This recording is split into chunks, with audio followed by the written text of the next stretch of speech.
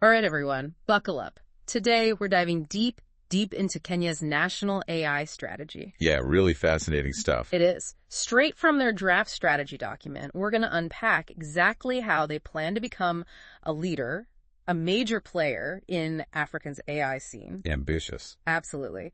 And get this, we're talking about data sovereignty, homegrown tech, even AI that learns from, ancient traditions. It's pretty amazing. It is. So get ready for some serious aha moments, folks. I think people are going to be really surprised by some of this stuff. Totally. Okay, right off the bat, the document hits you with this.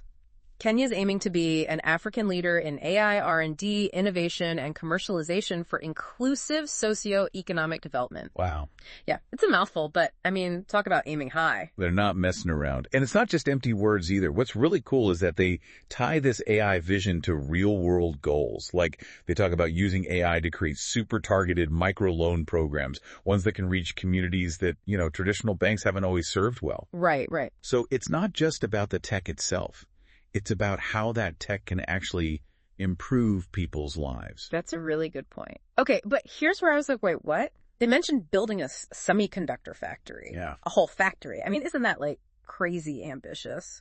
Especially for a country that's still, developing its tech sector. I was kind of skeptical. I could see why you'd think that. Yeah, so, what are the chances they can really pull this off? Well, it is ambitious, no doubt about it. Yeah. But the document actually lays out a pretty smart reason behind it. See, they're not trying to go head-to-head with, Silicon Valley, Okay. building the absolute most cutting-edge chips. Instead, they're focusing on designs that are maybe less advanced, but way more energy efficient, which, makes more sense given the infrastructure in many parts of Africa. So they're being strategic about the kind of tech they're going for. Exactly. Plus, by making these chips locally, they cut down on relying on foreign companies. And, get this, they might even create a whole new export market, within the African Continental Free Trade Area. It's pretty clever. Oh, wow. So it's not just a factory, it's the right factory for their goals. You got it. Okay, that makes way more sense now. But hold on, gotta ask the tough question. What about the downsides? The potential risks? What about automation taking away jobs? That's a big concern with AI, right? Totally. And honestly, it's refreshing that the strategy doesn't shy away from that at all. They actually acknowledge the risk of job displacement straight up. Yeah. And then they emphasize these big upskilling and reskilling programs they want to create. Right. To equip people with the skills they need to thrive in this, AI-powered world that's coming. So they're thinking about the whole picture, the good stuff and the potential problems that come with AI? They are. They're looking at the whole picture. I like that. Now, I'm really curious to know, what are some actual examples, concrete things of how they plan to, deal with those challenges? So one thing they're doing is they're really focused on developing educational programs, not just at universities, but woven right into the school curriculum, starting as early as primary school. Wow, really? That's young. Yeah.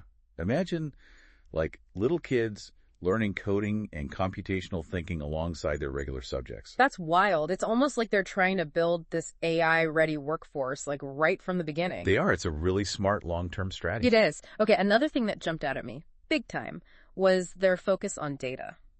Data is kind of the lifeblood of AI, right? Absolutely. It's like the fuel that powers it. Yeah, exactly. So how are they approaching this whole data thing? Super strategically. They talk a lot about setting up these clear data governance frameworks, basically making the rules for how data is collected, stored, shared, the whole 9 yards. It's about protecting people's privacy and making sure data is used responsibly. But they also recognize that to have real innovation, you need data sharing. Oh, that's tricky. So it's like this balancing act, right? It is. It's a real balancing act, protecting their data while also, unleashing its power. Exactly. Now, here's what I thought was super interesting.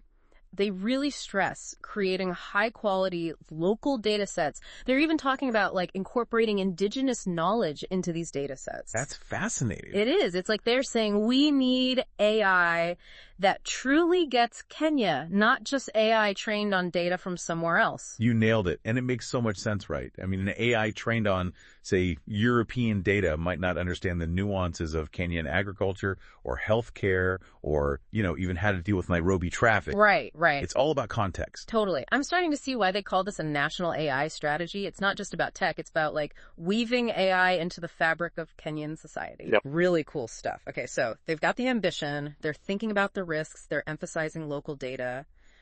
But the big question, can they actually do all of this? How does this stuff go from, a document to reality? Well, they've laid out a pretty clear phased approach, which I think is smart. Okay. First, they're going to focus on the basics.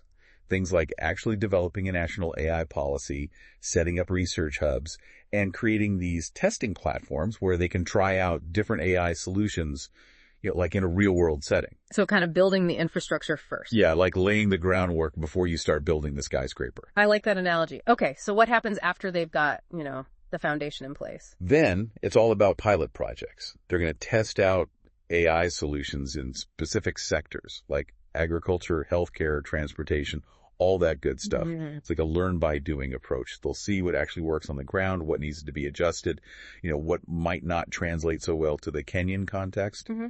Makes sense. And I'm assuming they'll be watching everything super closely as these projects roll out, right? Absolutely. They're taking a very data-driven approach. You got to track the progress, measure the impact, and be ready to shift gears if something isn't working as planned. Right. It's not just, okay, we launched it, now let's forget about it. No way. They're in it for the long haul. This is seriously impressive stuff. I mean, we're talking about education reform, building a whole new industry. It's a lot to take in. It is. But what's really impressive is that they've got this clear roadmap, this framework for action. Yeah. And they're not trying to do it all alone. They keep stressing partnership and collaboration, bringing together the government, businesses, universities, even everyday people. They really want to create this whole ecosystem where everyone's got a stake in how AI develops in Kenya. Oh, that's interesting. You mentioned everyday people. I feel like a lot of AI strategies are all about, the tech and the economic side of things, but this one seems way more holistic. You're picking up on something important. They're thinking about the social and ethical stuff too. And honestly, I think that's key. If AI is going to truly benefit everyone, then everyone needs to have a voice in how it's developed and used. So it's about more than just building the coolest algorithms. Right. It's about shaping a future where AI is actually used responsibly and for the good of all Kenyans. I like that. It's a really powerful idea. It is. All right, we've covered a lot of ground here. We've talked about Kenya's vision for becoming an AI leader, their strategies for making it happen, and their commitment to doing it in a way that benefits everyone. It's a lot to unpack. It is, and we've only just scratched the surface. Yeah, we have. So if you're hungry for more, you can find links to the full strategy document in the show notes. Definitely check it out. It's worth a read. And hey, if you're into deep dives like this, let us know what other topics you'd like us to explore. Yeah, we love hearing from you guys. Thanks for joining us on this journey into the future of AI in Kenya. And until next time, keep exploring and keep learning. Bye. It does feel like they've thought of everything. Yeah. I was especially, wow, when I got to the part about building up their AI talent pool. Oh, yeah. They're starting with kids, little kids. That's right. They're aiming to work AI education right into the school system. Really? Yeah, from primary school. Wow. Imagine kids learning about algorithms the same way they learn, multiplication tables. That's amazing. It's like they're raising a generation that's not even going to think twice about AI. It'll just be normal for them. It'll be a tool, Yeah, just a tool for them to use to solve problems. Exactly. Build cool stuff. Build a better future. Okay, but let's be real for a second. Right now, Kenya's got a, pretty big skills gap when it comes to the really advanced AI stuff. So how are they going to, bridge that gap in the meantime? So the strategy acknowledges that. It's right there in the document. Okay, good. And they have a few ideas. One thing they're looking at is making it easier for, AI experts from other countries to come work in Kenya. Oh, interesting. Like attracting talent from abroad. So kind of bringing in some outside help while they're, building up their own expertise at home. Exactly. 2 birds, 1 stone. Smart. Right. But it's not just about, importing talent, right? They also talk about partnering with, international institutions and tech companies. Yeah. To, share knowledge and train people locally. I see. So things like internships, maybe bringing in visiting professors. Stuff like that. So it's kind of a 2-pronged approach, right? build from within and learn from the best out there. You got it. I'm noticing this kind of dual approach, like throughout the whole strategy. In a lot of ways, yeah.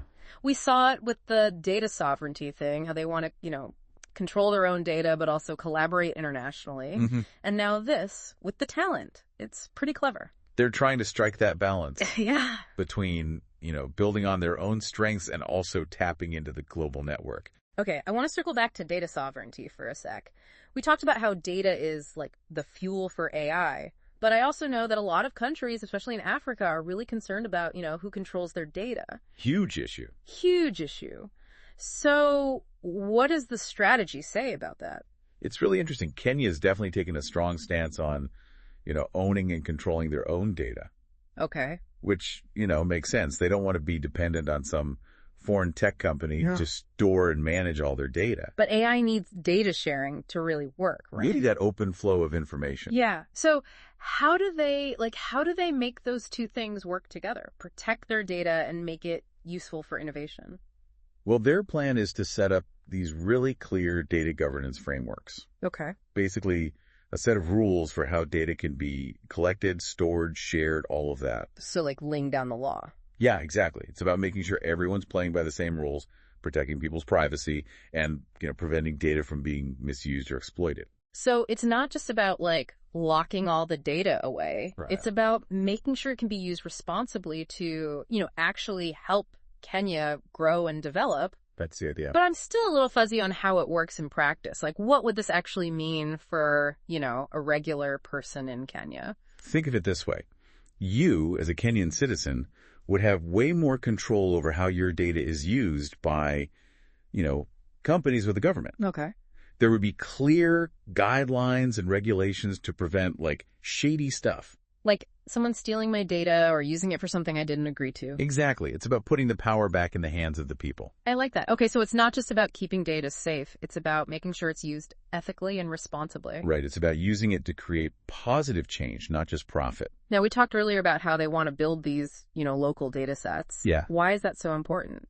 Well, think about it. An AI trained on, say, data from the U.S. might not really understand the challenges that Kenyan farmers face. Or, the best way to deliver healthcare in a rural village. Right. Different context. Totally.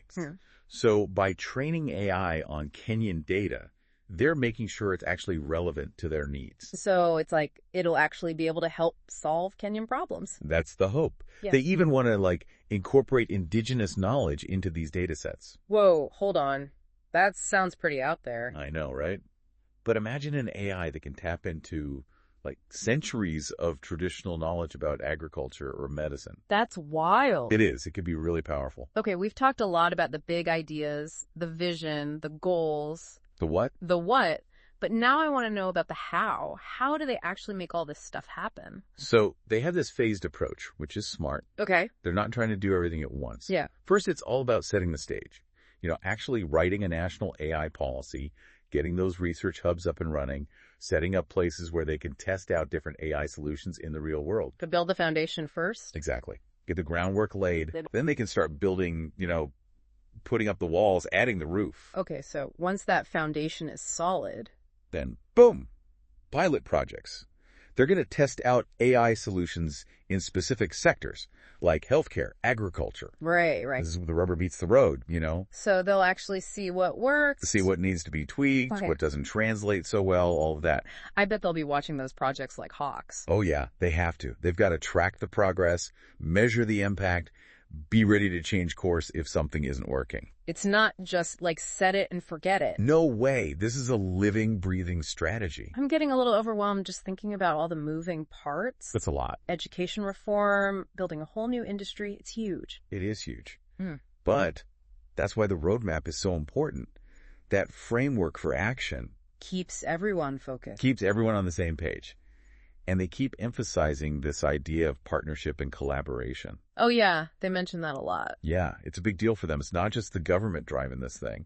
Because businesses, universities, research institutions, even regular citizens. Wow. Everyone has a role to play. Yeah. They're trying to create this ecosystem where everyone's invested in how AI develops in Kenya. That's pretty different from a lot of other like national AI plans I've seen. It is. Most of them are really focused on the tech itself or, the economic potential. Yeah, the money. But this one feels different. It's like they're thinking about the whole picture. The social impact, the ethical considerations. Yeah, it's pretty cool. Trying to build something that benefits everyone. That's a good goal. It is. So by bringing in like civil society, getting everyday people involved, they're kind of making sure that AI development is actually aligned with, the values and the needs of the people. Exactly. It's about building trust and making sure everyone feels like they have a stake in this. So it's not just a tech strategy, it's like a social strategy too. Yeah, it's about building a better future for Kenya. And maybe even for the whole continent. Maybe even beyond. It's inspiring to see, a country being so proactive about AI. Like they're not just waiting around for it to happen to them. They're taking charge. They are. So for you, what are some of the big takeaways? What can other countries or even companies, learn from Kenya's approach? Well, one thing that really stands out is the importance of context. Okay. Like Kenya's showing that AI isn't one size fits all. Right. They're not just trying to copy paste what worked in like Silicon Valley or somewhere else. Yeah. They're really thinking about what makes sense for them. Their infrastructure, their resources, the specific challenges they're facing. So it's about building an AI system that actually fits like your own unique situation. You got it. And a big part of that is, like we've been talking about, that focus on local data, local expertise. It's like they're saying we can build a thriving AI ecosystem from the ground up using our own stuff, Our own data, our own smarts, our own values, all of it. Exactly. It's not just about being consumers of AI. It's about being creators. Yeah. It's about shaping their own future. That's the key. That ownership piece is so important. It is. Okay, another thing that really impressed me was how much they emphasize partnership and collaboration. Oh, It's not just the government doing its own thing. Yeah. It's businesses, universities, everyone's involved. and that's how it should be, honestly. AI is such a powerful technology. It touches everything. It does. You can't just leave it to, a few tech companies or a government agency. No way. You need everyone at the table to make sure it's done right. That makes me think about all the, potential downsides we talked about earlier. Oh, yeah. What happens to jobs? What about bias? Those are really concerns. It seems like Kenya's trying to get ahead of those problems. They are. They're investing a lot in education and skills training. So people are prepared for, the changes that are coming. And they keep talking about ethical guidelines, regulations. Yeah, they want to make sure AI is used fairly and for the benefit of everyone. So it's not just about the technology itself. It's about the values that guide it. It's about using it for good. I like that. It's an ambitious plan, for sure. It is. But it's pretty inspiring. If Kenya can pull this off, I think they could not only, transform their own country, but also show the whole world that AI can be a force for, positive change. I think they're onto something really special. It's a vision that's both bold and human, It is. Okay, we've covered a ton of ground today. We talked about Kenya's ambitions to become an AI leader, how they're going to get there, and their commitment to, making sure AI benefits everyone. We've only scratched the surface, though. Barely. So if you want to dive deeper, you can find links to the full strategy document in the show notes. Lots more to explore there. And hey, if you're into deep dives like this, Yeah? let us know what other topics you'd love to hear us unpack. We're always looking for new adventures. Thanks for joining us on this journey into the future of AI in Kenya. Until next time, keep exploring and keep learning. See ya.